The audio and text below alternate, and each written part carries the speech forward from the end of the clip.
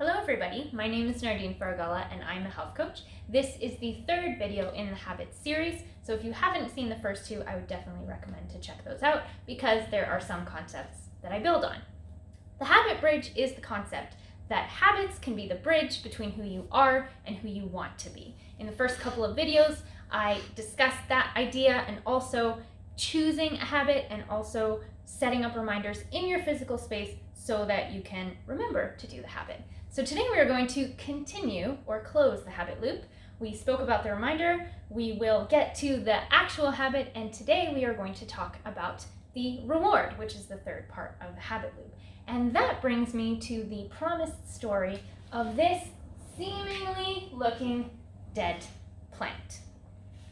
I had to repot this plant a few weeks ago because it looked worse than it does now, and it really needed to be repotted. So when I took it out of its old pot, it had completely outgrown it and the roots were way too big for the pot it was in. So I put it in this pot, which unfortunately is not that much bigger. But in maybe 2 or 3 days after I potted it, I found that 4 new shoots had popped out immediately. Now, what does that have to do with habits, you say?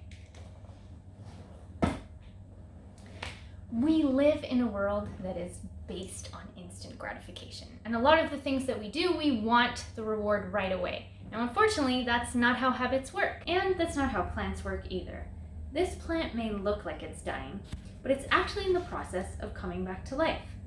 Just like these tiny little shoots need more time to grow, the strength of habits comes from doing the action over time. Remember, our working definition of habits is an unconscious habit that at one time, an unconscious action, that at one time was conscious and repeated over time has now become unconscious. And the key is in the repeated over time. So let's say you want to start an exercise habit. Well, certainly after the first day, you wake up with muscle soreness, you don't see that your body has changed much, it's not really that rewarding.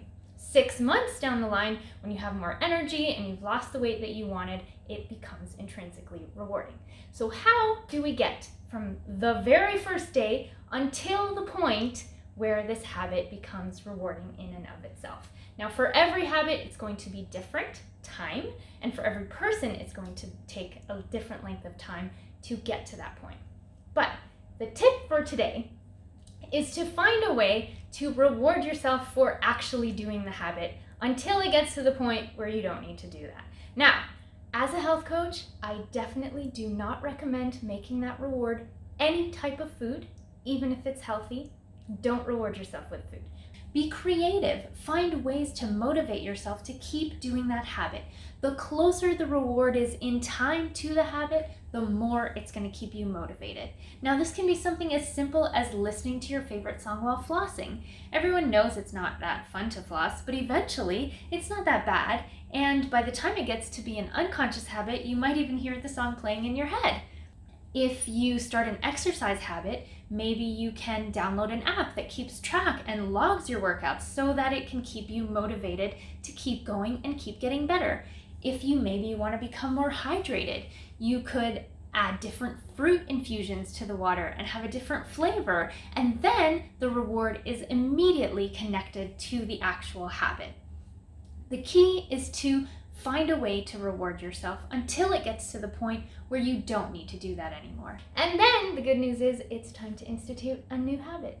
So I hope this was helpful. I hope that you remember this guy and you remember how he can help you to get through the initial difficulty. Thanks for watching. See you next time.